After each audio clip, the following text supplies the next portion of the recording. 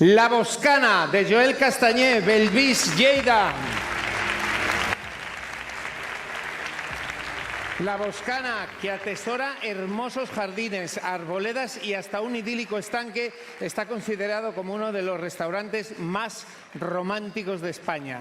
Allí, el chef José Castañé nos propone, en un entorno donde no falta el diseño, una cocina de autor que reformula los sabores leridanos y se vuelve realmente singular al redefinir el papel de la fruta en la alta gastronomía.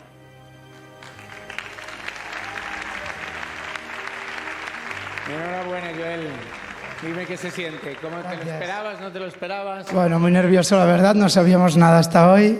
Quiero agradecer a mi madre, que lleva toda la vida en el oficio. Tiene 82 años y sigue dando guerra. Está aquí fuera, quiere entrar, pero no tenía entrada. Pero bueno, gracias por siempre creer en mí. A mi padre desde arriba, que nos guía. A mi mujer, que es una crack.